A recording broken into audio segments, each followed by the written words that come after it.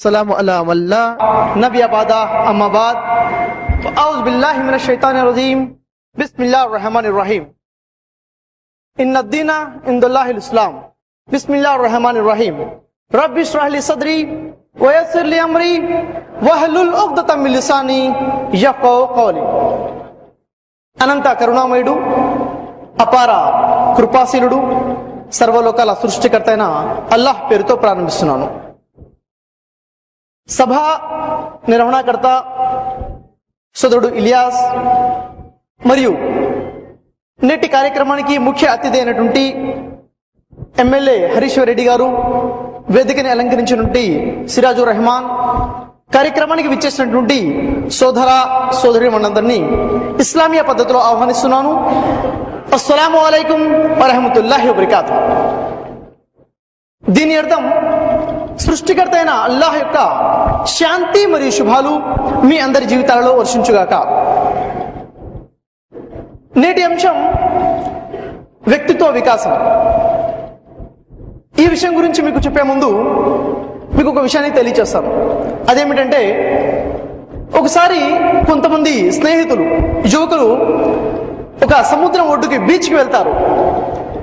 Beach దగ్గరికి వెళ్ళి మరి వాళ్ళు ఏం చేస్తున్నారో ఒకసారి గమనించండి. బీచ్ దగ్గరికి వెళ్ళి ఆ యువకుల్లో కొంతమంది అక్కడ టైం పాస్ చేస్తూ, అక్కడ లభించేటటువంటి గప్చుపులు తింటూ, కట్లెట్ తింటూ అలా టైం అలా పాస్ చేసేసి అక్కడి నుంచి వెనుదిరిగి వచ్చేశారు. ఆ యువకుల్లో మరికొంతమంది ఏం చేస్తున్నారు, అలా టైం పాస్ చేయకుండా అక్కడ లభించేటటువంటి గవ్వలని, సముద్రము ఒడ్డున ఇసుకలో గవ్వలు లభిస్తుంటాయి, ఆ గవ్వలని రంగురంగుల రాళ్లను ఏరుకొని వాటిని తీసుకుని వాళ్ళు వెనుదిరిగి వచ్చారు. ఆ యువకుల్లో ఉంటే మరికొంతమంది ఏం చేశారంటే వీరిద్దరిలాగా కూడా కొంచెం డిఫరెంట్ గా ఆలోచించారు. లేదు, ఇక్కడికి వస్తే ఏదైనా సాధించుకుని వెళ్ళాలి అని చెప్పి కాస్త లోపలికి, సముద్రం లోపలికి వెళ్ళి, నీళ్ల లోపలికి వెళ్ళి అక్కడ ఇంకా కలర్ఫుల్ గా, ఇంకా ఆకర్షితంగా ఉన్నటువంటి గవ్వలని, ఇంకా ఆకర్షితంగా ఉన్నటువంటి రాళ్లని వేరుకొని వాటిని సంపాదించుకుని రావడం జరిగింది. అయితే వీరి ముగ్గురి కన్నా ధైర్యంగా ఉన్నటువంటి, వీళ్ళ ముగ్గురి కన్నా డిఫరెంట్ గా ఆలోచించేటటువంటి, ఏదైనా సాధించాలి అనే లక్ష్యం ఉన్నటువంటి ఇంకొంతమంది యువకులు ఏం చేశారంటే సముద్రంలో ఇంకొంచెం లోపలికి వెళ్ళి అక్కడ సముద్రంలో లభించే ముత్యాలను ఏరుకొని రావడం జరిగింది. అయితే యువకులారా, ఈ రోజు మీరు అటెండ్ అయిన ఈ సభ ఏదైతే ఉందో ఇది కూడా ఒక బీచ్ అని అనుకున్నట్లయితే, ఆ యువకులందరూ బీచ్కి వెళ్ళారు. వాళ్ళందరూ కేటాయించిన సమయం సమానమైన సమయాన్ని కేటాయించారు. కానీ వారు అక్కడ నుంచి పొందినది వేరువేరుగా. వారు ఎంతైతే అక్కడ ఇన్వాల్వ్ అయ్యారో, వారు ఎంతైతే అక్కడ శ్రమించారో, వారి ఆలోచన ఏందో అంతవారు అక్కడ నుంచి సంపాదించుకుని రావడం జరిగింది. ఈ రోజు ఈ కార్యక్రమం కూడా ఒక బీచ్ అని మీరు అనుకున్నట్లయితే, మీరందరూ ఇక్కడికి వచ్చారు. మీరందరూ ఇక్కడ కేటాయించే సమయం అందరికీ సమానమైన సమయం. ఇక్కడ బోధించే విషయాలు అందరి కోసం సమానమైనవి. మరి మీరు ఎంత పొంది ఎంత ఇక్కడ నుంచి తీసుకుని వెళ్తారు? మీరు మొదటి వ్యక్తిలాగా సమయాన్ని పాస్ చేసి వెనుదిరిగి వెళ్ళిపోతారా? లేక ఇక్కడ ఏమి చెప్పబడుతుంది, దీంట్లో నాకు ఎంత ఉపయోగం అవుతుంది, ఏదైనా తీసుకుని వెళ్ళాలి, ఏదైనా సంపాదించాలి అన్న ఆలోచనతో ముత్యాల్లాంటి ఆలోచనలు తీసుకుని వెళ్తారన్నది ఇది మీ మీద ఆధారపడి ఉంటుంది. ఒక నీళ్ల బావి దగ్గరికి నీళ్ల కోసం వెళ్ళేటువంటి వ్యక్తి ఏ వస్తువుని తీసుకుని వెళ్తాడో అంతే నీళ్ళని తను పొందగలుగుతాడు. ఉదాహరణకి ఒక వ్యక్తి బావి దగ్గరికి ఒక స్పూన్ ని తీసుకెళ్తున్నాడు. ఎన్ని నీళ్లను పొందగలుగుతాడండి? ఒక స్పూన్ నిండా నీళ్లు మాత్రమే తెచ్చుకోగలుగుతాడు. మరో వ్యక్తి ఒక గ్లాసుని తీసుకెళ్తున్నాడు. ఎన్ని నీళ్లు తీసుకురాగలుగుతాడు చెప్పండి? ఒక గ్లాస్ నిండా నీళ్ళని తీసుకురాగలుగుతాడు. మరో వ్యక్తి ఒక బకెట్ ని తీసుకెళ్తున్నాడు, బకెట్ నిండా తీసుకురాగలుగుతాడు. మరో వ్యక్తి ఒక వాటర్ పంప్ ని ఫిట్ చేసేస్తాడు, మోటార్ ని, అతను అనంతంగా నీళ్ళని పొందగలుగుతాడు. అక్కడ నుంచి ఏ మైండ్ సెట్ తో అయితే బావి దగ్గరికి వెళ్తున్నాడో అంత తను పొంది బయటికి వస్తున్నాడు. మీరు ఏ మైండ్ సెట్ తో అయితే ఇక్కడ ఇన్వాల్వ్ అవుతారో అంత మీరు పొందగలుగుతారు. వ్యక్తిత్వ వికాసము అని అంటే ఇంగ్లీష్ లో పర్సనాలిటీ డెవలప్మెంట్. పర్సనాలిటీ డెవలప్మెంట్ అంటే ఏంటి? పొద్దునే లేచి జిమ్ కి వెళ్ళి బాగా ఎక్సర్సైజ్ చేసి మంచి కండలు పెంచి పర్సనాలిటీని డెవలప్ చేయడం అని కొంతమంది అనుకుంటూ ఉంటారు. అది పర్సనాలిటీ డెవలప్మెంటే. కానీ నేడు ఈ రోజు నేను ఆ పర్సనాలిటీ గురించి మాట్లాడడం లేదు. నేను మాట్లాడే పర్సనాలిటీ డెవలప్మెంట్, పర్సనాలిటీ అంటే పెర్సోనా అనేటటువంటి లాటిన్ పదం నుండి తీసుకోబడినటువంటి పర్సనాలిటీ. మరి దీని యొక్క అర్థం ఏమిటి? పెర్సోనా అంటే మాస్క్, ముసుగు అని అర్థము. ఒకనాటి యుగంలో, ఒకనాటి కాలంలో గ్రీకులు మరియు రోమన్ల నుండి నటులు నటించేవారు వారి యొక్క రూపాన్ని బయటికి కనబడకుండా ఉండేందుకు ఒక మాస్క్ ని ధరించేవారు. వారు నిజ రూపం లోపల ఉండేది, వారు ప్రదర్శించే రూపం వేరేగా ఉండేది. అంటే ఇక్కడ వారి యొక్క రెండు రూపాలు ఉన్నాయి, ప్రదర్శించే బహిర్గతమైన రూపము, లోపల నుండి ఒక రూపము. అదే విధంగా ఈ పర్సనాలిటీ కూడా రెండు రకాలుగా ఉంటుంది. ఒకటి అంతర్గత వ్యక్తిత్వము, అంతర్గత పర్సనాలిటీ, రెండోది బహిర్గతమైనటువంటి పర్సనాలిటీ. అయితే సోదరులారా, ఒక వ్యక్తి విజయం సాధించాలంటే అతని యొక్క విజయం అతని అంతర్గతంగా ఉన్నటువంటి వ్యక్తిత్వం మీదనే ఆధారపడి ఉంటుంది. ఒక వ్యక్తి ఎంతగా నటించినా కానీ తనలో లోపల లేనటువంటి పర్సనాలిటీ, తన లోపల లేనటువంటి వ్యక్తిత్వాన్ని దాచివేసి బయట కొత్త వ్యక్తిత్వాన్ని ప్రదర్శించాలని ఎంత ప్రయత్నించగాని ఆ వ్యక్తిలోని లోపల వ్యక్తిత్వం దాచబడదు. ఒక వ్యక్తి యొక్క సాఫల్యం అనేది పూర్తిగా అతని యొక్క అంతర్గత పర్సనాలిటీ మీదనే ఆధారపడి ఉంటుంది. అయితే మీరు ఒక చిన్న విషయాన్ని గమనించాలి. ఇక్కడ మీరందరూ ఒక చాట్ ని చూస్తున్నారు. ఈ చాట్ లో ఒక వ్యక్తి బెలూన్స్ అమ్ముతున్నాడు. బెలూన్స్ ని, రంగురంగుల బెలూన్స్ ని పెట్టుకుని ఒక పార్క్ లో అమ్ముతున్నాడు. అయితే మరి ఎవరైతే పిల్లల పార్క్ వస్తున్నారో వాళ్ళందరూ కూడాను బెలూన్స్ కొనుక్కుంటున్నారు. అతనికి చాలా మంచి గిరాకీ ఉంది. ఎప్పుడైతే తన అమ్ముడు సేల్ తగ్గిపోతుందో, ఎప్పుడైతే తన గిరాకీ తగ్గిపోతుందో తనేం చేసేవాడంటే ఒక బెలూన్ లో హీలియం ని నింపి, హీలియం ఏ బెలూన్లు అయితే నింపుతారో ఆ బెలూన్ కాస్త పైకి ఎగిరిపోతుంది. ఈ విషయం మీకు తెలిసిందే. నింపేసి ఆ బెలూన్ పైకి వదిలేసేవాడు. ఎప్పుడైతే బెలూన్ పైకి వెళ్లి పైకి కనబడుతుందో పిల్లలందరూ ఆకర్షితులైపోయి దగ్గరకు వచ్చేసి నాకు బెలూన్ కావాలని బెలూన్ కొనుక్కోవడం మొదలు పెట్టారు. ఈ విధంగా తన బిజినెస్ పెరగడం మొదలయ్యేది. ఈ విధంగా ఎప్పుడైతే తన బిజినెస్ తగ్గుతుందో అప్పుడప్పుడు ఈ హీలియం ఉన్నటువంటి బెలూన్ పైకి ఎగరేసేవాడు. ఒకసారి ఒక పిల్లవాడు వచ్చి అతన్ని అడుగుతున్నాడు, అంకుల్ పైన ఒక రెడ్ కలర్ బెలూన్ పైకి ఎగురుతుంది కదా, మరి మీ చేతిలో ఉంటే బ్లూ కలర్ బెలూన్ కూడా పైకి అలా ఎగురుతుందా అని ప్రశ్నించాడు. మరి ఆ బెలూన్స్ అమ్ముకునే వ్యక్తి ఆ బాలుడికి సమాధానం చెప్తున్నాడు, బాబు బెలూన్ పైకి ఎగరడం అనేది దానికి ఉన్నటువంటి రంగుని బట్టి కాదు, దాని లోపల నింపబడి ఉన్న వాయువుని బట్టి ఉంటుంది. అదే విధంగా ఒక వ్యక్తి పైకి ఎదగాలంటే ఆ వ్యక్తి బహిర్గతంగా ఉన్నది ఏమాత్రం పనికిరాదు, కానీ అతని లోపల నింపబడి నుండి వ్యక్తిత్వాన్ని మీదనే ఆధారపడి ఉంటుంది. ఈ విషయం మనకి ఇక్కడ అర్థమవుతుంది. అయితే నేను ఏదో ఒకటి సాధించాలి అనుకునేవాళ్ళు సమాజంలో చాలా మంది కనబడుతుంటారు. ఏమిటి ఏదో ఒకటి సాధించాలి అనుకునేవాళ్ళు. మరికొంతమంది మనకి చాలా తక్కువ మంది కనబడతారు, నేను అనుకున్నది నేను సాధించాలి అనుకునేవాళ్ళు. ఏదో ఒకటి సాధించాలనేది ఒకటి, అనుకున్నది సాధించాలనేది ఒకటి. ఈ రెండింటికి తేడా ఉందా లేదా? ఉంది. ఉదాహరణ గమనించండి. ఇక్కడ ఒక వ్యక్తి ఏం చేశాడంటే బాణాన్ని తీసుకున్నాడు, ఒక గోడ మీద విసిరి కొట్టాడు. ఆ బాణం పోయి గోడ మీద ఎక్కడో దగ్గర కుచ్చుకుంది. ఆ కుచ్చుకున్న తర్వాత తను ఆ గోడ దగ్గరికి వెళ్ళిపోయి కుచ్చుకున్న స్థానం చుట్టూ ఒక టార్గెట్ ని గీసి, చూసారా నేను టార్గెట్ ని ఎలా ఛేదించాను, చూసారా నేను ఏ విధంగా లక్ష్యాన్ని చేరాను అంటున్నాడు ఒక వ్యక్తి. మరో వ్యక్తి అంటున్నాడు, ముందుగానే ఒక లక్ష్యాన్ని పెట్టుకున్నాడు, ముందుగానే గోడ మీద లక్ష్యాన్ని పెట్టాడు, దూరంగా వచ్చాడు, బాణాన్ని తీశాడు, బాణాన్ని ఆ లక్ష్యం వైపుగా వేశాడు, ఆ బాణం పోయి లక్ష్యంలో తగిలింది, టార్గెట్ లో ఖచ్చితంగా. ఈ వ్యక్తి కూడా అంటున్నాడు, చూసారా ఎలా లక్ష్యాన్ని సాధించాను, ఎలా విజయాన్ని సాధించానో చూసారా అని ఈ వ్యక్తి అంటున్నాడు. నేను మిమ్మల్ని అడుగుతున్నాను, నిజంగా విజయం సాధించిన వ్యక్తి ఎవరు ఇద్దరిలో? రెండో వ్యక్తి, మొదటి వ్యక్తి? రెండో వ్యక్తి. మరి ఈ రెండు పటాల్లో కింద ఉన్న బొమ్మ చూస్తే ఒకేలాగా ఉంది కదా, ఒకేలా ఉందా లేదా? అయినప్పటికీ దీనినే విజయం అని అంటారు. ఎందుకని? ఈ వ్యక్తికి జీవితంలో ఏం లేదండి, అక్కడ ఏం లేదు, అక్కడ టార్గెట్ లేదు. టార్గెట్ లేకుండా ప్రయత్నం చేశాడు. ఏ వ్యక్తి జీవితంలో అయితే టార్గెట్ ఉండదు, లక్ష్యం ఉండదు, ఆ వ్యక్తి జీవితంలో విజయం అనేది ఉండనే ఉండదు. మనం విజయం సాధించాలనుకుంటే మన జీవితంలో ఒక లక్ష్యం ఉండాలి, మన లక్ష్యాన్ని ఏర్పాటు చేసుకోవాలి. అయితే నేటి మన సమాజంలో మన యువకులు, ముఖ్యంగా మన ఆంధ్ర రాష్ట్రంలో డిస్ట్రిక్ట్స్ లో ఉంటూ యువకుల యొక్క పరిస్థితి ఏ విధంగా ఉంది? నిజంగా వారు చదువుకుంటూ ముందుకెళ్ళిపోతున్నారు, చదువుల్లో ముందడుగు వెళ్ళిపోతున్నారు. ఒకప్పుడు చదువుకునేవారు చాలా తక్కువగా ఉండేవాళ్ళు. పరిగిలో చూసుకుంటే ఒక్క కాలేజ్ ఉండడం కష్టంగా ఉండేది. ఈ రోజు గల్లీకి ఒక కాలేజ్ వచ్చేసింది, చదువుకునేవారి సంఖ్య పెరిగిపోయింది. అయితే మరి వీరు ఏ విధంగా ముందుకెళ్తున్నారు? వీరి జీవిత లక్ష్యం వీరికి ఉందా అంటే, ఒకసారి ఒక అమ్మాయిని ప్రశ్నించడం జరిగింది, ఏమమ్మా నువ్వేమి చదువుతున్నావు అని. ఆ అమ్మాయి సమాధానం చెప్పింది, నేను బిఎస్సి బీజెడ్సీ చదువుతున్నానండి. నువ్వు బీజెడ్సీ ఎందుకు తీసుకున్నావు గ్రూపు? నేను ఇంటర్మీడియట్ లో బైపీసీ చదివాను కదండి, అందుకని బీజెడ్సీ తీసుకున్నాను. మరి ఇంటర్మీడియట్ లో బైపీసీ గ్రూప్ ఎందుకు తీసుకున్నావమ్మా? మా అన్నయ్య కూడా బైపీసీ తీసుకున్నారండి, అందుకని నేను కూడా బైపీసీ తీసుకున్నాను. అయితే మీ అన్నయ్య బైపీసీ అయితే నువ్వు కూడా బైపీసీ ఎందుకు తీసుకున్నావు అంటే అమ్మాయి సమాధానం చెప్తుంది, ఎలాగో మా అన్నయ్య బుక్స్ ఉన్నాయి కదండి, అవి ఉపయోగపడతాయని నేను బైపీసీ తీసుకున్నాను. చూడండి ఎలా వెళ్తున్నారు మన యువత. ఒక జీవితంలో వారిని అభివృద్ధి పరిచే చదువు ఏ విధంగా నిర్ణయాలు తీసుకుంటున్నారు, ఈ విధంగా.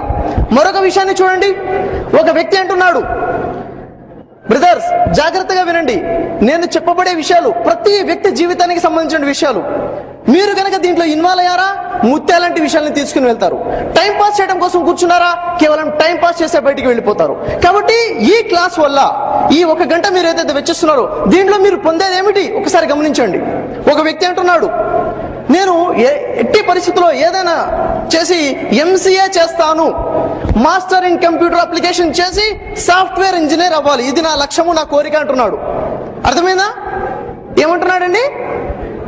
నేను ఎంసీఏ చేసి సాఫ్ట్వేర్ ఇంజనీర్ అవ్వాలి, ఇది నా లక్ష్యం అంటున్నాడు. అయితే ఆ వ్యక్తికి మరో స్నేహితుడు ఉన్నాడు. అతని లక్ష్యం ఏంటంటే నేను ఎట్టి పరిస్థితుల్లో బీఈడీ చేసి మంచి టీచర్ అవ్వాలి అనుకున్నాడు. సరే, ఇద్దరు కూడా డిగ్రీ కంప్లీట్ చేస్తున్నారు. సమ్మర్ వచ్చింది, ఎంట్రన్స్ ఎగ్జామ్ కోసం అప్లికేషన్ ఫామ్స్ కోసం వెళ్తున్నారు. ఇతను వెళ్ళి ఐసెట్ ఎంట్రన్స్ అప్లికేషన్ ఫామ్ తీసుకొచ్చాడు. ఎంసీఏ చేయాలనుకున్న వ్యక్తి, టీచర్ అవ్వాలనుకున్నటువంటి వ్యక్తి పోయి బిఎడ్ అప్లికేషన్ ఫామ్ తీసుకొచ్చాడు. అయితే బిఎడ్ చేయాలనుకున్న వ్యక్తి వెళ్ళి అప్లికేషన్ ఫామ్ ఒకటి కొంటూ ఎందుకైనా మంచిదని 2 అప్లికేషన్ ఫామ్ కొన్నాడండి. కొని వచ్చాడు. వచ్చిన తర్వాత ఫ్రెండ్తో అంటున్నాడు, ఎంసీఏ చేయాలనుకున్న వ్యక్తితో, అరే ఎలాగో 2 అప్లికేషన్స్ ఉన్నాయి కదా, నువ్వు కూడా ఫిల్అప్ చేయపోయావా? సరే అని చెప్పేసి ఈ వ్యక్తి కూడాను అప్లికేషన్ ఫిల్ చేసేసి అప్లై చేసేసాడు. ఎంట్రన్స్ లో ఎలాగ అప్లై చేశాను కదా, ఐసెట్ ఎంట్రన్స్ రాశాడు, బీఈడ్ ఎంట్రన్స్ కూడా రాశాడు. అతనికి దురదృష్టవశాత్తు ఐసెట్ లో మంచి ర్యాంక్ రాలేదు, బిఎడ్ లో మాత్రం మంచి ర్యాంక్ వచ్చింది. ఎంసీఏ చేయాలనుకున్న వ్యక్తికి ఎలాగో ర్యాంక్ వచ్చింది కదండి అని చెప్పేసి బిఎడ్ లో జాయిన్ అయిపోయాడు. అర్థమవుతుందా? అయితే మీరు హైదరాబాద్ బస్ స్టాండ్ లో నిలబడి ఉన్నారనుకోండి, మీరు హైదరాబాద్ బస్ స్టాండ్ లో నిలబడి ఉన్నారు, బస్ స్టాండ్ లో ఉన్నారు. మీ లక్ష్యం బెంగళూరు వెళ్ళాలనుకుంటున్నారు. అక్కడికి అన్ని ఊర్లకు సంబంధించిన బస్సులు వస్తుంటాయి, పోతుంటాయి. మీతో పాటు చాలా మంది ప్రయాణికులు ఉన్నారు. మీరు బస్ స్టాండ్ లో నిలబడి ఉన్నప్పుడు ఒక బస్ వచ్చి మీ ముందు ఆగింది. ప్రయాణికులందరూ బస్ ఎక్కేస్తున్నారు. మీరేం చేస్తారు? ఏమండి? బస్ ఎక్కేస్తారా? ఎక్కరు. అది బెంగళూరు బస్ అయితే ఎక్కుతారు, కాకపోతే బస్సు ఎక్కరు. బస్ స్టాండ్ ఉన్న ప్రయాణికులందరూ ఎక్కేసినా కానీ మీరు మాత్రం నిలబడే ఉంటారు. ఎందుకు? మీకంటూ ఒక లక్ష్యం ఉంది. నేను బెంగళూరు వెళ్ళాలి అన్న లక్ష్యం మీకు ఉంది కాబట్టి బెంగళూరు బస్ అయితే ఎక్కుతారు, లేకపోతే ఎక్కరు. మరి ఆ వ్యక్తి ఎంసీఏ చేయాలనుకున్నాడు కదా, ఎంసీఏ చేయాలి, సాఫ్ట్వేర్ ఇంజనీర్ అవ్వాలనుకున్నాడు. కానీ బీఈడీ ఎందుకు జాయిన్ అయిపోయాడు? బెంగళూరు వెళ్ళాలనుకున్న వ్యక్తి బాంబే బస్ ఎందుకు ఎక్కాడు? ఎందుకు? ఇది జరుగుతుందా లేదా మన విద్యార్థుల్లో? జరుగుతుంది ఖచ్చితంగా. ఎందుకంటే అతని జీవితంలో లక్ష్యము లేదు. ఎంసీఏ చేయాలి, సాఫ్ట్వేర్ ఇంజనీర్ అవ్వాలనుకున్నది తన లక్ష్యం కాదు, తన కోరిక మాత్రమే. అది తన కోరిక మాత్రమే, అది లక్ష్యం కాదు. మరి లక్ష్యానికి కోరిక ఉన్న తేడా ఏమిటి? లక్ష్యం అంటే ఏమిటి, కోరిక అంటే ఏమిటి? 2 ఒకటేనా? ఏమిటి మరి? లక్ష్యం అంటే ఏమిటి, కోరిక అంటే ఏమిటి? రెండింటికి ఉన్న తేడా ఏమిటి? ఏమండి? ఇక్కడున్న ప్రతి విద్యార్థి కూడా నీ జీవితంలో ఏమవ్వాలనుకుంటున్నానంటే ఏదో ఒకటి చెప్తారు. నేను పొలిటికల్ లీడర్ అవ్వాలనుకోవచ్చు, నేను ప్రొఫెసర్ అవ్వాలని, లేకపోతే ఏదో ఒకటి చెప్పవచ్చు, డాక్టర్ అవ్వాలని, ఇంజనీర్ అవ్వాలని. అది మీ లక్ష్యమా, మీ కోరికనా? అది మీ కోరిక అయితే సాధించలేరు, అది మీ లక్ష్యం అయితే సాధించగలుగుతారు. మరి తేడా ఎలా తెలుసుకోవాలి? ఇది లక్ష్యమా, కోరిక? లక్ష్యం ఎలా ఉంటుంది, కోరిక ఎలా ఉంటుంది? లక్ష్యం అనేది స్మార్ట్ గా ఉంటుంది. ఎలా ఉంటుంది? ఏదైతే స్మార్ట్ గా ఉందో అదే లక్ష్యం, ఏదైతే స్మార్ట్ గా లేదో అది లక్ష్యము కాదు. మరి స్మార్ట్ అంటే ఏంటి? స్మార్ట్, ఎస్ ఫర్ స్పెసిఫిక్, ఖచ్చితమైనటువంటి. నేను మీకు తెలియచేస్తాను, మీ అందరికీ జీవితంలో ఏదో లక్ష్యం ఉందనుకుంటున్నారు కదా, అది లక్ష్యమా కాదా? ఇప్పుడు మీరు తెలుసుకోండి. చూడండి, మొదటి విషయం ఎస్, స్పెసిఫిక్. ఉదాహరణకి నేను ఈ క్లాస్ లో పాస్ అవ్వాలి అనుకుంటున్నాను, పాస్ అవ్వాలనేది నా లక్ష్యము. అది లక్ష్యమా? కాదు. ఎందుకు? ఖచ్చితమైన లక్ష్యము లేదు. నేను ఈ సంవత్సరము ఈ అకాడమిక్ ఇయర్ లో 80% మార్క్స్ తో పాస్ అవ్వాలి, ఖచ్చితంగా ఉంది, స్పెసిఫిక్ గా. ఈ సబ్జెక్ట్ లో ఇన్ని మార్క్స్ రావాలి, ఈ సబ్జెక్ట్ లో ఇన్ని మార్క్స్ రావాలి, ఈ సబ్జెక్ట్ లో ఇన్ని మార్క్స్ రావాలి, ఫైనల్ గా టోటల్ గా 80% మార్క్స్ రావాలి. తన నైపుణ్యతను బట్టి, తన స్థాయిని బట్టి, లేకపోతే 60%, లేకపోతే 50%, తన స్థాయిని బట్టి ఒక లక్ష్యాన్ని స్పెసిఫిక్ గా పెట్టుకోవాలి. స్పెసిఫిక్ గా ఉంటే అది గోల్ అవుతుంది, లేకపోతే కాదు. రెండో విషయం, మెజరబుల్. ఏ లక్ష్యం అయితే మీరు పెట్టుకున్నారో ఆ లక్ష్యాన్ని చేరడం కోసము మీరు ఎంత ప్రయత్నము చేయాలి, ఎంత ప్రయత్నం చేయాలి, ఏ ఏ ప్రయత్నాలు చేయాలి, ఎంత ఇష్టపడి చదవాలి అనేది ఖచ్చితంగా మీకు తెలిసి ఉండాలి. ఒక వ్యక్తి ఉన్నాడు, నేను డాక్టర్ని అయిపోవాలి, చిన్నప్పటి నుంచి తన కోరిక, ఏమైతావు? డాక్టర్ని అవుతాను. నిద్రలో పడిగినా కానీ నువ్వేమవ్వాలనుకున్నావు? డాక్టర్ని అవ్వాలనుకున్నాను. కానీ తీరా చూసే డాక్టర్ అవ్వలేదు. ఎందుకు? డాక్టర్ అవ్వాలని ఖచ్చితమైన కోరిక ఉంది, కానీ డాక్టర్ అవ్వడం కోసం ఎంత కష్టపడాలి, ఏమి శ్రమించాలి, ఏ ఏ పనులు చేయాలి, ఏ విధంగా ప్లాన్ చేసుకోవాలి, మెజరబుల్ తన దగ్గర లేదు. కాబట్టి మన లక్ష్యం మెజరబుల్ గా ఉండాలి, లెక్క కట్టే విధంగా ఉండాలి. మూడో విషయం, అచీవబుల్. ఏంటి అచీవబుల్? సాధించదగినదై ఉండాలి. ఒక విద్యార్థి ఉన్నాడు, తను స్థాయి, తను ఇంగ్లీష్ లో చాలా డల్ స్టూడెంట్, స్పెల్లింగ్స్ రావు, గ్రామర్ అర్థం కాలేదు. పాపం ఎందుకు? చిన్నప్పటి నుంచి చెప్పినటువంటి టీచర్ లోపము, అర్థం చేసుకోవడంలో ఉన్న విద్యార్థి లోపము. తనకి ఇంగ్లీష్ చాలా వీక్ గా ఉన్నాడు. అయితే ఇప్పుడు ఈ క్లాస్ విన్న తర్వాత ఉద్రేకం వచ్చేసి నేను లక్ష్యం పెట్టుకుంటాను, ఈ సంవత్సరం నాకు 90% మార్కు రావాల్సిందే ఇంగ్లీష్ లో అంటే అది అచీవబులా? మనం ఒక లక్ష్యాన్ని పెట్టుకునేటప్పుడు ఆ లక్ష్యము నేను సాధించదగినదా, నేను అచీవ్ చేయగలుగుతానా, అది నాకు నేనుగా తెలుసుకుని ఉండాలి. మీరేదైతే లక్ష్యం పెట్టుకుంటున్నారో అది మీకు అచీవబులా కాదా? ఒకళ్ళు వచ్చి మనకి చెప్పేంత వరకు మనం ఆలోచించకూడదు, మనకు మనముగా తెలుసుకోవాలి. తర్వాత మనం పెట్టుకునే లక్ష్యము రియలిస్టిక్ గా ఉండాలి, వాస్తవాలకి దగ్గరగా ఉండాలి. చిట్ట చివరిగా అతి ముఖ్యమైన విషయము టైం బౌండ్. ఏ లక్ష్యం అయితే మనం పెట్టుకున్నామో దానికి టైం బౌండ్ ఉండాలి, డెడ్ లైన్ ఉండాలి. ఉదాహరణకు చూడండి, ఒక పని చెయ్యాలి అనుకుంటాము, చాలా మంది అనుకుంటారు, కానీ ఆ పని చేయలేరు, వాయిదా పడిపోతుంటుంది. ఎందుకని? వారు ఖచ్చితంగా ఈ సమయం వరకు ఈ పని చేసేయాలి అని డెడ్ లైన్ ని పెట్టుకోలేదు కాబట్టి. ఉదాహరణకు చూడండి, ఎగ్జామ్ 17వ తారీఖున ఉంది. ఎప్పుడు? ఫిబ్రవరి 17వ తారీఖున ఎగ్జామ్ ఉంది. మీరు చదవాలనుకున్నారు, ఈ రోజు చదవాలనుకుని చదవలేకపోవచ్చు, పోస్ట్ పోన్ చేయవచ్చు, రేపు కూడా పోస్ట్ పోన్ చేయొచ్చు, ఎల్లుండి కూడా పోస్ట్ పోన్ చేయొచ్చు. ఫిబ్రవరి 16వ తారీఖు కూడా పోస్ట్ పోన్ చేస్తారా? చేయరు. ఎందుకని? Dead line. అక్కడ టైం బౌండ్ ఉంది, అది దాటితే ఇంకేం చేయలేము. చదివితే ఈ రాత్రి చదవాల్సిందే, నైట్ హాల్ట్ చేస్తారు, చదువుతారు. ఎందుకు? అది టైం బౌండ్ యొక్క మహత్యం. మీ జీవితంలో ఏదైనా సాధించాలనుకుంటే అది ఎప్పటి వరకు సాధించాలి, ఖచ్చితంగా ఒక లైన్ గీసేయండి, అప్పుడు మాత్రమే మీరు దాన్ని సాధించగలుగుతారు. ఒక లక్ష్యం ఎప్పుడైతే స్మార్ట్ గా ఉంటుందో అప్పుడు మాత్రమే అది గోల్ అనబడుతుంది.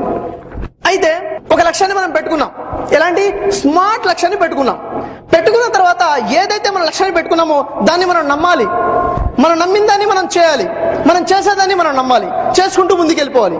మన లక్ష్యంలో మనం ముందుకెళ్ళేటప్పుడు సమాజంలో అనేక మంది అనేక విధాలుగా మనల్ని కామెంట్ చేయవచ్చు. ఆ కామెంట్స్ ని పట్టుకుంటే మనము ఏమాత్రం ముందుకు వెళ్ళలేము. ఉదాహరణకి చూడండి, ఒకసారి ఏమైందంటే ఒక తండ్రి తన కుమారుడు ఒక ఊరు నుండి మరో ఊరికి వెళ్తున్నారు.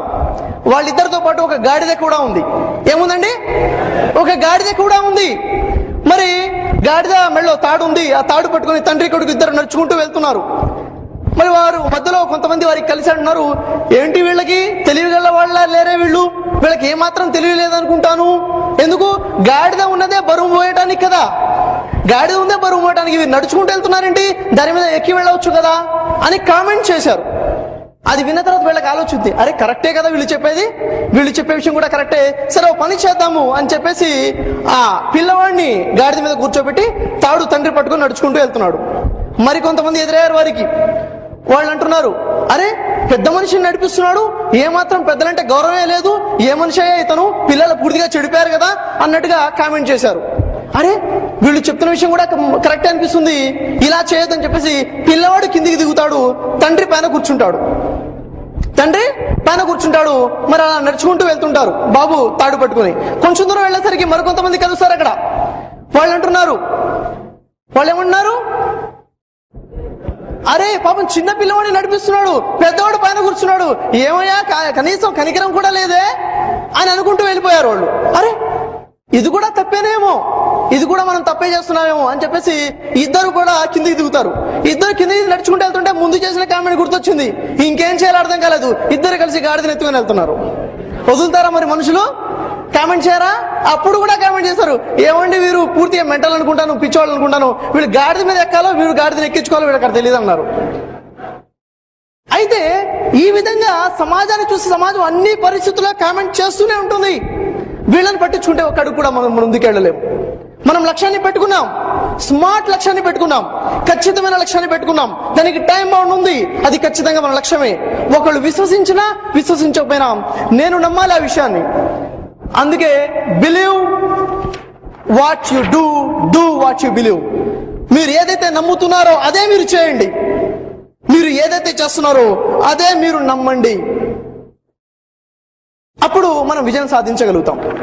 అయితే సోదరులారా, మరి ఒక మనిషి తన జీవితంలో ఎలాంటి లక్ష్యాలు పెట్టుకోవాలి? చూడండి, ఒక మనిషి తన జీవితంలో ఖచ్చితంగా 4 విధాల లక్ష్యాలు ఉండాలి. జాగ్రత్తగా గుర్తు పెట్టుకోండి, 4 విధాల లక్ష్యాలు. మొదటి లక్ష్యము కుటుంబపరమైన లక్ష్యము. నా కుటుంబ పరంగా నా లక్ష్యం ఏమిటి? 2 సామాజిక లక్ష్యము, సమాజపరంగా నేనే స్థాయిలో ఉండాలి. 3వ విషయము వృత్తిపరంగా, ప్రొఫెషనల్ గోల్, వృత్తిపరంగా నేనే స్థాయిలో ఉండాలి. 4వ విషయము ఆధ్యాత్మిక పరమైన లక్ష్యము, రిలీజియస్ గోల్. ఈ 4 లక్ష్యాలు ఉండాలి. ఏ వ్యక్తి అయితే ఈ 4 విధాలుగా సాఫల్యం పొందుతాడో ఆ వ్యక్తి నిజంగా సాఫల్యం పొందిన వ్యక్తి.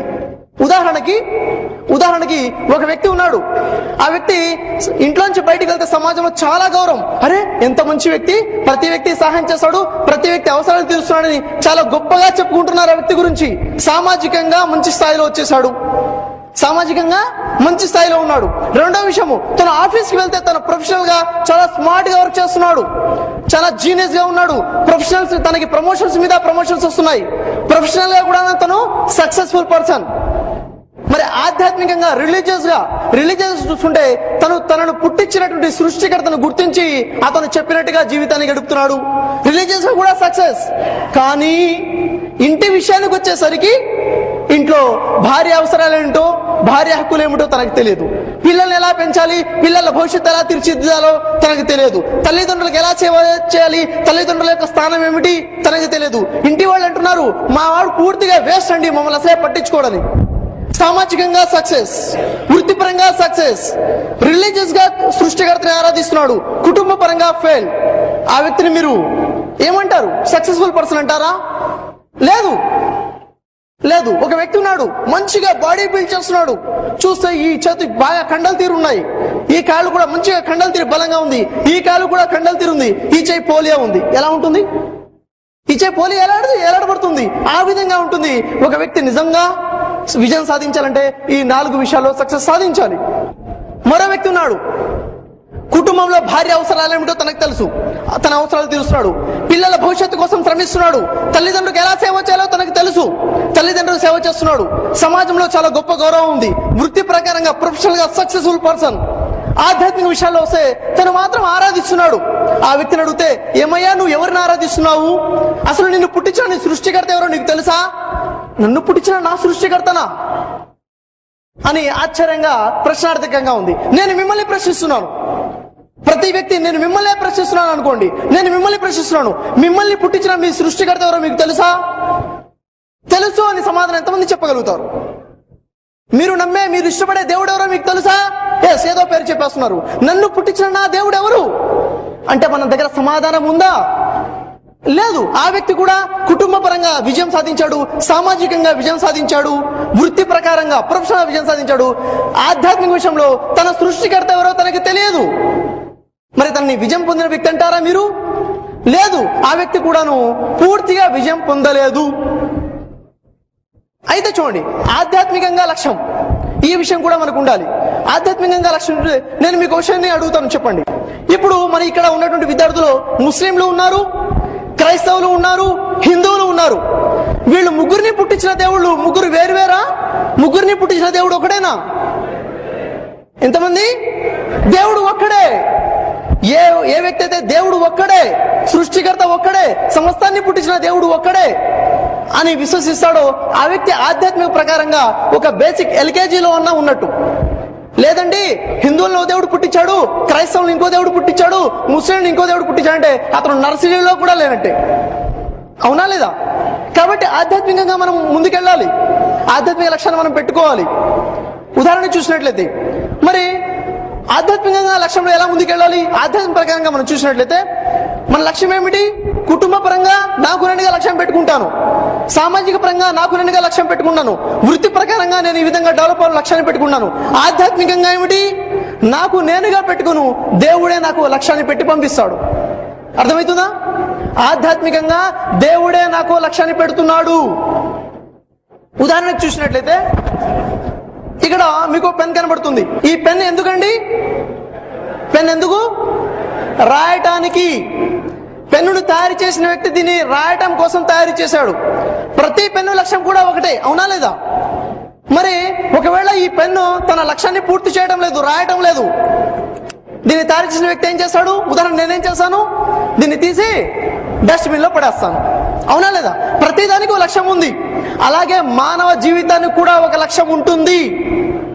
మానవ జీవితానికి కూడాను ఒక లక్ష్యం ఉంటుంది. మరి మానవ జీవితానికి ఆధ్యాత్మిక పరమైన లక్ష్యాన్ని ఎవరు పెడతారు? స్వయంగా పెట్టుకోవాలా? ఈ పెన్ను స్వయంగా తనకు తానుగా లక్ష్యం పెట్టుకుందా? పెన్నును తయారు చేసిన వ్యక్తి పెట్టాడా? పెన్నుని తయారు చేసిన వ్యక్తి పెట్టాడు. మానవుని తయారు చేసిన మానవ సృష్టికర్త మానవుడికుంటూ లక్ష్యాన్ని పెడుతున్నాడు. ఏమిటా లక్ష్యము? దీనికి సంబంధించి చూసినట్లయితే ఖురాన్ గ్రంథం, ఖురాన్ మీరందరూ వినే ఉంటారు. ఖురాన్ గ్రంథంలో 2వ అధ్యాయం 38, 39 వాక్యాలు చూసినట్లయితే అక్కడ సృష్టికర్త సెలవిస్తున్నాడు, నా వద్ద నుండి మీకు ఏదైతే ఆజ్ఞలు వస్తూ ఉంటాయో వాటికి కట్టుబడి ఎవరైతే జీవితాన్ని గడుపుతారో వారు సాఫల్యాన్ని పొందుతారు, వారు సక్సెస్ అవుతారు. మరి ఎవరైతే నా ఆజ్ఞలు తిరస్కరిస్తారో వారు నష్టపోతారు. సాఫల్యం అంటే శాశ్వత స్వర్గము, నష్టపోవడం అంటే శాశ్వత నరకము. దేవుడు ఇచ్చినటువంటి ఆజ్ఞల ప్రకారంగా మన జీవితాన్ని గడపాలి. మరి దీని గురించి మీకు మరిన్ని వివరాలు కావాలంటే UIRC universal Islamic research centre ప్రచురించినటువంటి వాస్తవ దైవ భావన అనే పుస్తకాన్ని మీరు చదవండి. మీ అందరూ కూడా ఇవ్వడం జరుగుతుంది. దాంట్లో మీ సృష్టికర్త ఎవరు, దేవుణ్ణి ఎలా గుర్తించాలి, దేవుడు మన కోసం పెట్టిన లక్ష్యం ఏమిటి, ఈ విషయాలు మీకు స్పష్టంగా తెలుస్తాయి. ఇది అతి చిన్న పుస్తకం, మీరు తప్పకుండా తీసుకోండి, తప్పకుండా చదవండి. మీకు ఆధ్యాత్మికంగా మీ లక్ష్యం ఏమిటో ఇది మీకు చూపిస్తుంది. దేవుడు మన కోసం పెట్టిన లక్ష్యం ఏమిటి, వేదాలు ఉపనిషత్తులు ఏం చెప్తున్నాయి, బైబిల్ ఏం చెప్తుంది, ఖురాన్ చిట్ట చివరి ఖురాన్ ఏమంటుంది, మన దేవుడి గురించి ఏమని సందేశం ఇస్తుంది, దీంట్లో వివరంగా ఉంది. మీకు ఇంకా కావాలంటే నేను ఇంతకుముందు ప్రసంగించినటువంటి సృష్టికర్త సందేశం సర్వ మానవాళి కోసం అనే DVD క్యాసెట్ కూడా అవైలబుల్ ఉంది, అది కూడా మీరు చూడవచ్చు. ఇంకా వేరే VCD క్యాసెట్స్ కూడా అవైలబుల్ ఉన్నాయి. అయితే ఇది మీకు కనబడుతుందండి? కనబడడం లేదా? చదవడానికి వస్తుందా? చదవండి కాస్త. ఏమండి, సక్సెస్ పూర్తిగా ఉందా? ఏమైపోయింది? ఏం మిస్ అవుతుంది? You, without you there is no success. Success మిమ్మల్ని కోరుకుంటుంది. యు, మనము కనుక వచ్చి దానిలో చేరకపోతే అక్కడ విజయం లేదు. మన కోసం ఎదురు చూస్తుంది సక్సెస్, మన కోసము విజయం ఎదురు చూస్తుంది. మనం దాంట్లో ఇన్వాల్వ్ అయ్యామా విజయం మన సొంతం అవుతుంది. మనం ఇన్వాల్వ్ అవ్వలేదా విజయం మన సొంతము కాదు. అయితే నా చేతిలో ఏం చూస్తున్నారు మీరు? ఏంటండి ఏం చూస్తున్నారు? అందరికీ వినబడుతుందా, కనబడుతుందా? ఈ చాక్లెట్ ఎవరికి కావాలి? ఎవరికి ఎవరికి కావాలి? చాక్లెట్ ఎవరికి కావాలి? చాక్లెట్ ఎవరు తీసుకుంటారు? ఎవరు? మీరెవరూ విజయం సాధించలేరు. మీ ఇన్వాల్వ్మెంట్ లేదు. నేను ఇవ్వడానికి సిద్ధంగా ఉన్నాను, అరుస్తున్నాను, ఎవరికి కావాలి ఇస్తున్నాను. ఎవరు పుచ్చుకోవడానికి సిద్ధంగా లేడు. ఎవరు తీసుకుంటారు? ఎవరికి కావాలి చాక్లెట్? ఎవరికి? ఎవరు?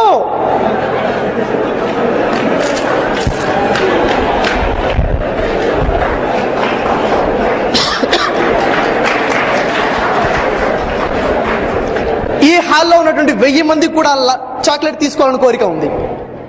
1000 మందికి చాక్లెట్ తీసుకోవాలని కోరిక ఉంది. ఎవరికి లభించలేదు, కేవలం 2కి. ఎందుకు? వారు ఏమి చేశారు, మనం ఏమి చేయలేదు. ఇన్వాల్వ్ అయ్యారు, వారు ఇన్వాల్వ్ అయ్యారు, మనం ఇన్వాల్వ్ అవ్వలేదు. మనం సాధించాలి అని అలా కూర్చుండిపోయాము. వారు సాధించడం కోసము ఒక అడుగు వేసి ముందుకెళ్ళిపోయారు, వారు సాధించేశారు. 1000 మైళ్ళ ప్రయాణం కూడా ఒక అడుగుతోనే మొదలవుతుంది. 1000 మైళ్ళ ప్రయాణం కూడా ఒక అడుగుతోనే మొదలవుతుంది. ఆ ఒక్క అడుగు మొదలు పెట్టడం కోసం డేర్ కావాలి, ధైర్యం కావాలి. Dare to start. వారిద్దరూ సాధించేశారు లక్ష్యం, మనం చూస్తూ ఉండిపోయాం. సరే, చాక్లెట్ విషయంలో అయిపోయింది. మన జీవిత విషయంలో ఏమిటి మరి? మన జీవితంలో మనం ఏదైతే సాధించాలనుకుంటున్నామో దాని దిశగా మనం పయనిస్తున్నామా? మన ప్రయత్నాన్ని మొదలు పెట్టామా? మన జీవితంలో మనం విజయం సాధించాలంటే మొట్టమొదటి ప్రయత్నం మన లక్ష్యాన్ని మనం తెలుసుకోవాలి. ఆ తర్వాత విజయాన్ని సాధించే ప్రయత్నం చేయాలి. చూడండి, ఏ వ్యక్తి అయినా విజయం సాధించాలి అంటే ఆ విజయం సాధించడానికి this is the key to success. మీరు విజయం సాధించాలనుకుంటున్నారా? గమనించండి, ఏకాగ్రత పెట్టండి. ఇక్కడ ఏం చెప్పబడుతుందో, ఏ వ్యక్తి అయినా విజయం సాధించాలంటే ఆ వ్యక్తిలో 3 విషయాలు కావాలి. మొదటి విషయం ఏమిటి? నాలెడ్జ్.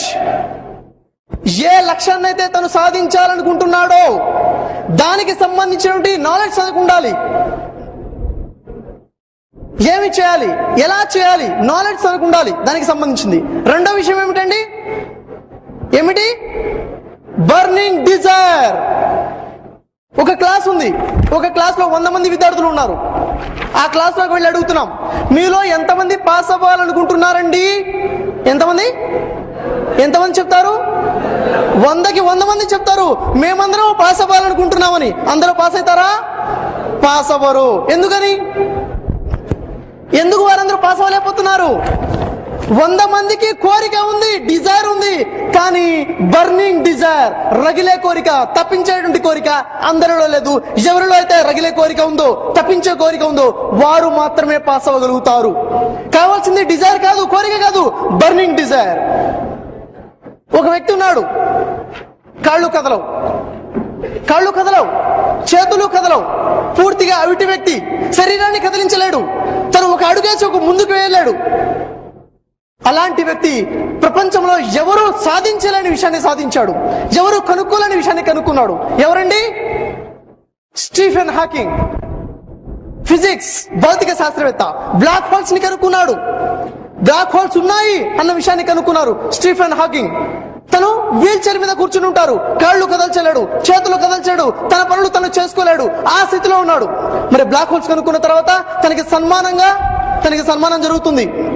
ఆ సందర్భంలో బ్రిటిష్ క్వీన్ అంటుంది స్టీఫెన్ హాకింగ్ గురించి, ఇంత మేధాశక్తి ఉన్నటువంటి ఈ స్టీఫెన్ హాకింగ్ శారీరకంగా ఇంత బలహీనంగా ఉన్నందుకు, ఇలా దేవుడు ఈ విధంగా తనని చేసినందుకు నాకు చాలా బాధగా ఉంది, నేను చింతిస్తున్నాను అన్నది. దానికి సమాధానంగా స్టీఫెన్ హాకింగ్ సమాధానం చెప్తున్నారు, ఎప్పుడో నేను మర్చిపోయినటువంటి నా బలహీనతను నాకు గుర్తు చేసి నన్ను బాధ పెట్టారు అని.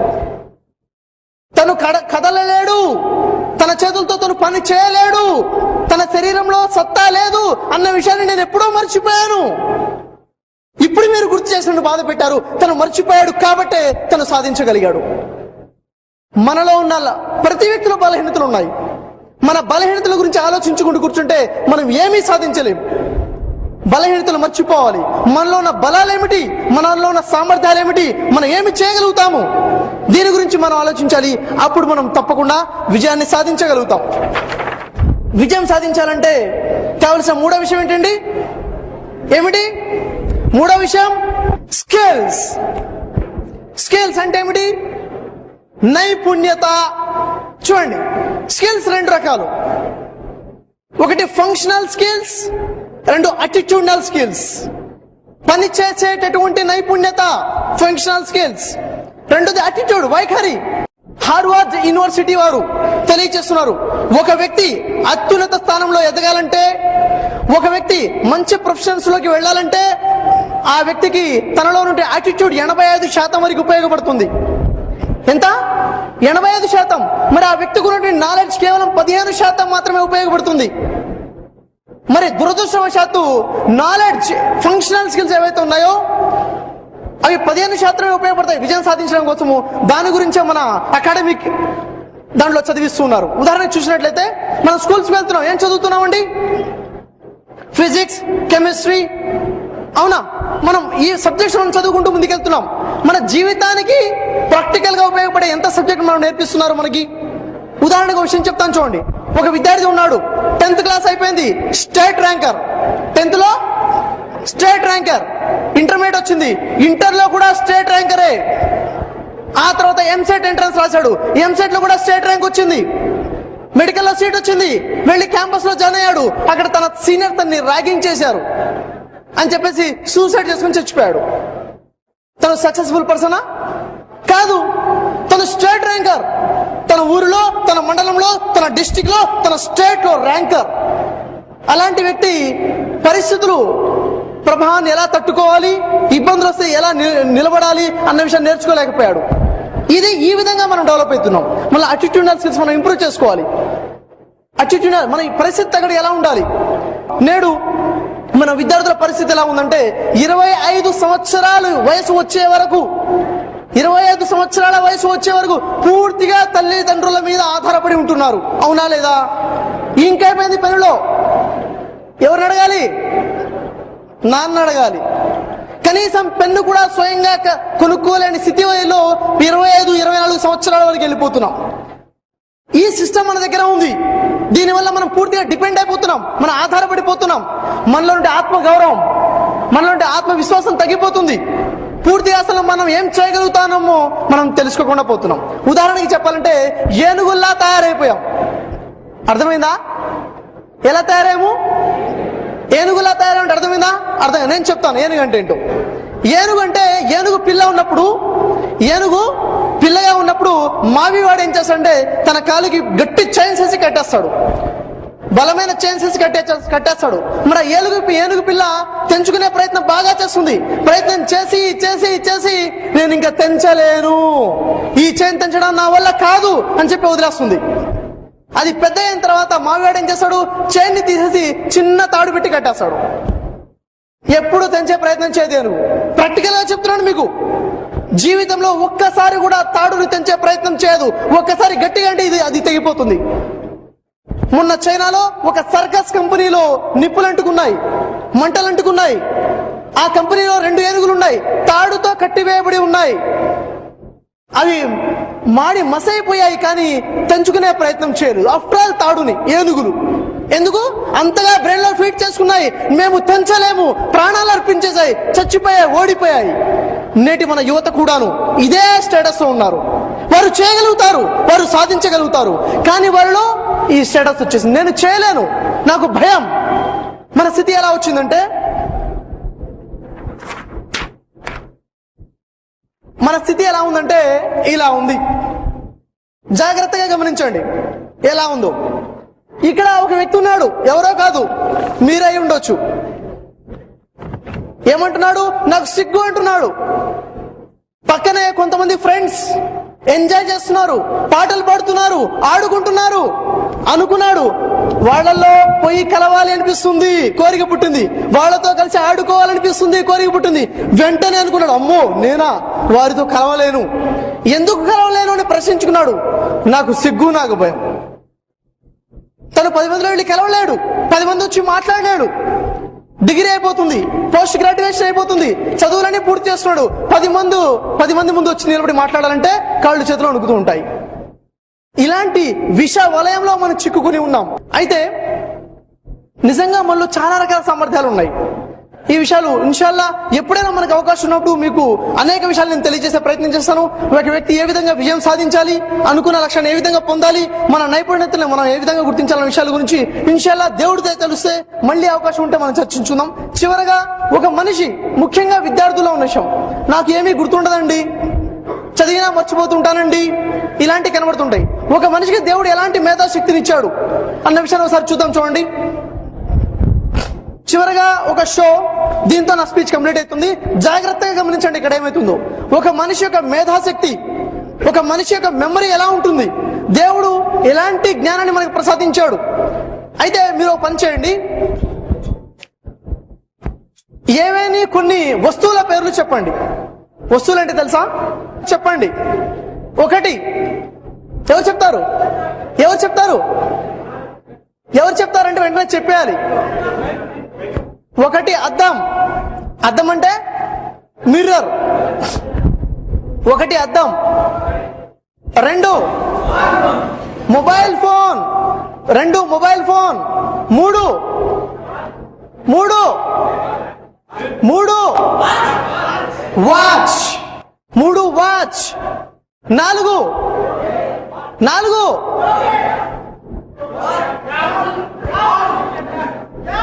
బ్యాట్. నాలుగు బ్యాట్. ఐదు త్వరగా చెప్పాలి. ఐదు బుక్. ఐదు బుక్. ఆరు త్వరగా చెప్పాలి. ఆరు పెన్. ఏడు ఏడు ఏడు చైర్. ఏడు చైర్. ఎనిమిది ఎనిమిది మైక్. ఎనిమిది మైక్. తొమ్మిది త్వరగా చెప్పాలి. తొమ్మిది కెమెరా. తొమ్మిది కెమెరా. పది పది ఫ్యాన్. పది ఫ్యాన్. పదకొండు పదకొండు బాటిల్ అంట. బాటిల్ చూపిస్తున్నారు. 11 బాటిల్ అనేసి. 11 బాటిల్. 12 12 క్యాప్. టోపీ. 12 టోపీ. 13 13 అల్మారి. 13 అల్మారి. 14 త్వరగా చెప్పండి. 14 bulb. 14 bulb. 15 15 sofa. 15 sofa. 16 16 mike చెప్పేశారు. Glass. 16 glass. 17 17 TV. 17 TV. 18 cycle. 18 cycle. 19 computer. 19 computer. 20 lorry. చాలా ఇంకా చెప్తారా? చాలా. ఓకే, సమయం వేస్ట్ అవుతుంది. ఇప్పుడు మీరందరూ చెప్పినటువంటి ఈ వస్తువుల పేర్లను ఇక్కడ రాయటం జరిగింది. మొత్తం 20 అయినాయి. మీలో దీన్ని జ్ఞాపకం చేసుకుని మెమొరైజ్ చేసుకుని ఎంతసేపులో చెప్పగలరు? వాలంటీర్స్ ఎవరైనా ఉన్నారా? ముందు నుంచి అడిగితే చెప్పాలి 20 వరకు. మళ్ళా వెనక నుంచి 1 వరకు చెప్పాలి. మధ్యలో ఏదైనా నెంబర్ ఆ వస్తువు పేరు చెప్పాలి. వస్తువు పేరు అడిగితే నెంబర్ చెప్పాలి. ఎవరైనా చెప్పగలరా? ఎంతసేపులో చెప్పగలరు? ఎవరున్నారు మీలో? పెద్దలు, విద్యార్థులు ఎవరైనా కానీ? Is there anyone? ఎవరి కాన్ఫిడెన్స్ లేదా? మీ మెమరీ మీద నమ్మకం. 5 నిమిషాలు, 10 నిమిషాలు ఎంతసేపులో చెప్పగలరు? చూడండి, ఇక్కడ చెప్పే విషయం ఏంటంటే దీన్ని మీరు చదువుకోవాలి. చదువుకొని దాన్ని మీరు మెమరైజ్ చేసుకోవాలి, గుర్తుపెట్టుకోవాలి, మెమరీలోకి తీసుకోవాలి. మెమరీలోకి తీసుకొని చెప్పమంటే చెప్పడం మొదలు పెట్టాలి. చూసుకుంటూ కాదు, చూడకుండా. 1 2 3 4 5 6 7 8 మళ్ళీ కింద నుంచి పైకి చెప్పుకుంటూ వెళ్ళిపోవాలి. ఏ నెంబర్ చెప్తే ఆ నెంబర్ మీద ఏ వస్తువు ఉందో చెప్పాలి. ఏ వస్తువు చెప్తే ఆ వస్తువు ఏ నెంబర్ మీద ఉందో చెప్పాలి. ఇలా మెమరైజ్ చేయడం కోసం ఎంత టైం పడుతుంది? ఎంత టైం కావాలి చెప్పండి? ½ అన్ అవర్ లో ఎవరైనా చెప్పగలుగుతారా? ½ అన్ అవర్ లో? ½ అన్ అవర్? ½ అన్ అవర్ లో చెప్పలేరా? ఉన్నారా? చేయలేపండి. 20 నిమిషాలు చెప్పేవాళ్ళు, 20 నిమిషాలు, 20 నిమిషాలు చెప్పేవాళ్ళు, 15 నిమిషాల్లో చెప్పేవాళ్ళు ఉన్నారా? 15 నిమిషాలు, 10 నిమిషాలు. అయితే చూడండి, ఇన్షాల్లా దేవుడితో తెలిస్తే నేను చెప్తాను. నేను వీటన్నిటిని మెమరైజ్ చేసుకోవడం కోసం అతి తక్కువ సమయం తీసుకుంటాను. ఎంత సమయం చెప్పండి? ఎంత ఎంత 5 minutes. ఎందుకంటే 5 minutes? సరే, నేను చూసుకుంటాను. ఎంత టైం చూసుకుంటానో మీరు వాచెస్ పెట్టండి. ఓకేనా? Okay, ready.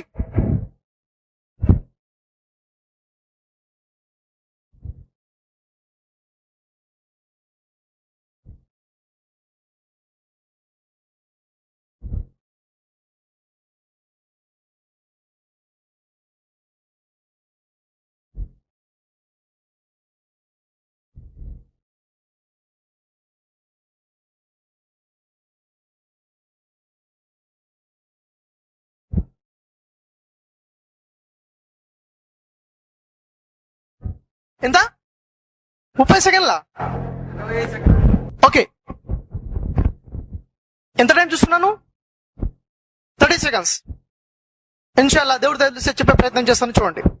1 అద్దం, 2 cell phone, 3 watch, 4 bat, 5 book, 6 pen, 7 chair, 8 mike, 9 camera, 10 fan, 11 bottle, 12 cap, 13 అల్మారీ, 14 bulb, 15 sofa, 16 glass, 17 TV, 18 cycle, 19 computer, 20 lorry,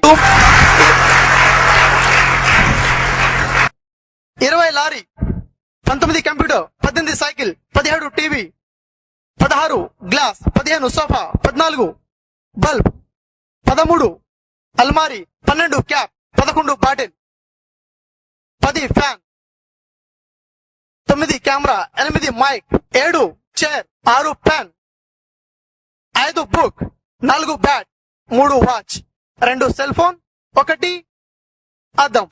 సరే, చెప్పండి. మీరు ఏదైనా నెంబర్ అడగండి. 4 బ్యాట్, 15 సోఫా, 6 పెన్, 13 అలమారి,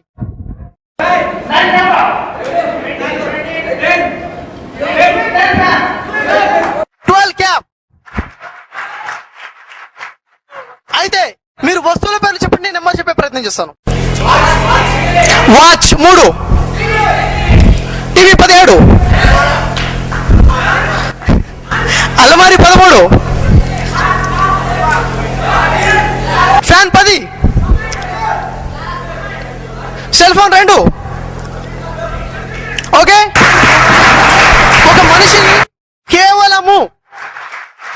కేవలం 30 సెకండ్లు చూసుకొని ఎన్ని వస్తువులండి?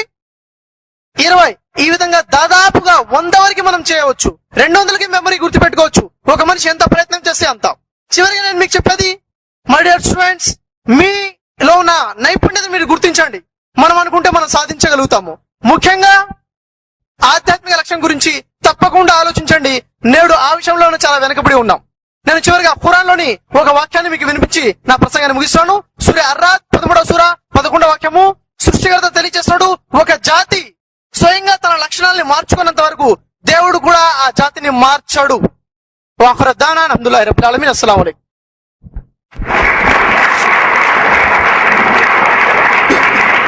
జజాకల్లాహు ఖైర్. ఇప్పటి వరకు మీరు వ్యక్తిత్వ వికాసం అనే అంశంపై సోదరుడు షఫీ గారి వినూత్న